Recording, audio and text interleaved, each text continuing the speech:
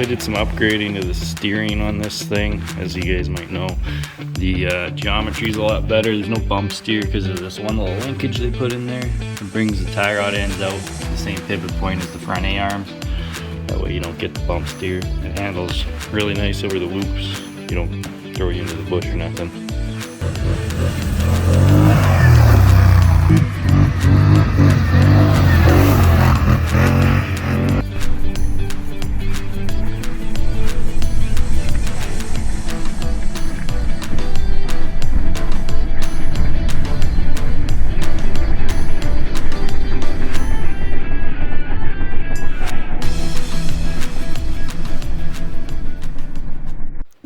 This thing sucks up the whoops like no other. Like, I've hit some pretty wicked jumps with this thing, and when I got it, I set these bumpers all the way. I pushed them all the way up here just to notice when it bottomed out.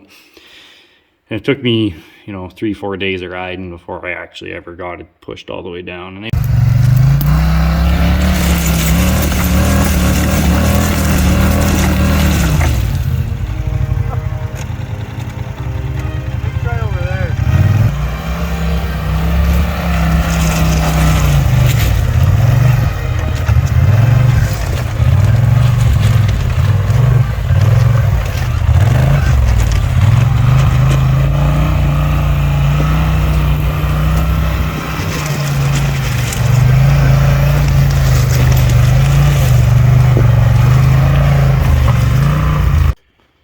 I really like the tires on this thing. They're kind of good all around. I've used them in the sand, the mud, snow, dirt, rocks, whatever.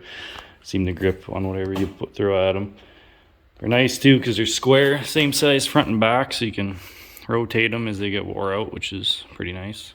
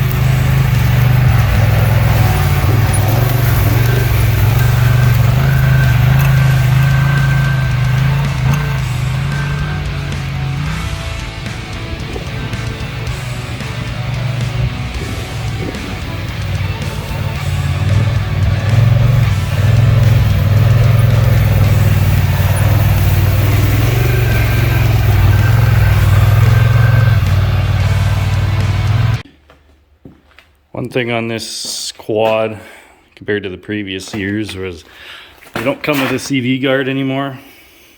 I already had one boot tore since I've owned it. Not a big deal. I mean, it's marketed as a desert machine, so.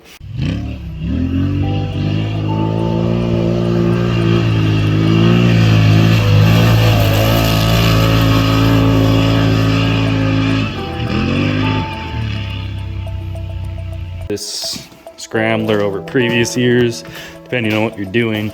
So the clutch duct is right by the rear wheel. Definitely not great for wet situations. Otherwise, there is really no issue with it being there.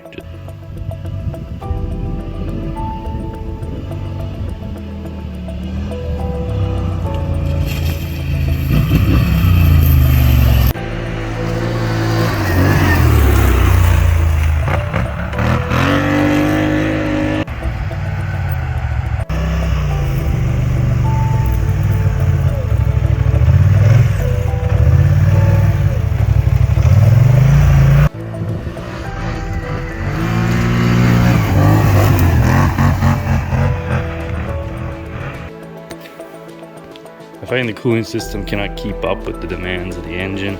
The fan's constantly running, and I don't live in a super hot climate, like 20 degrees Celsius, and the fan rarely shuts off.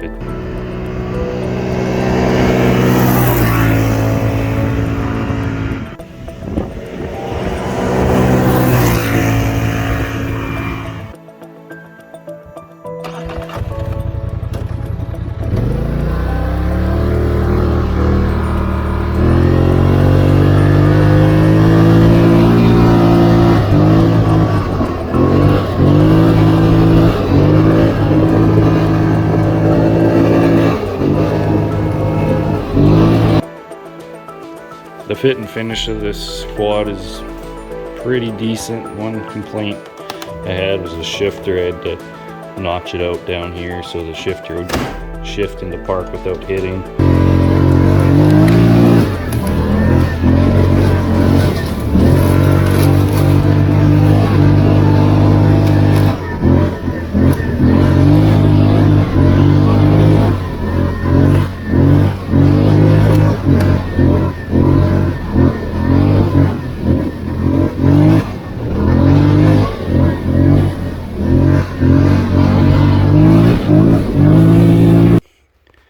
One thing I'm not too impressed with this machine, previous Scrambler 1000s had LED headlight assemblies.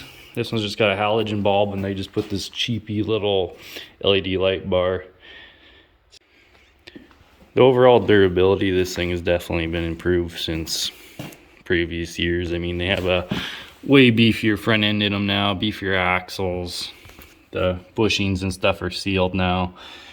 You know, better wheel bearings.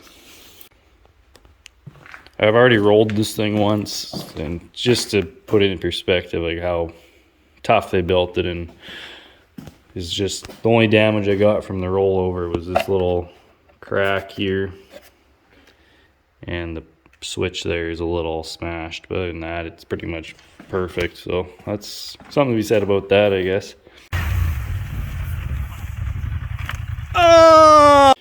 Racks, actually, these racks are actually really tough. I had a full-size dirt bike strapped to this style of rack before. I'll put a picture in for you guys. It's pretty ridiculous. They don't look too tough, but it's all metal frame underneath.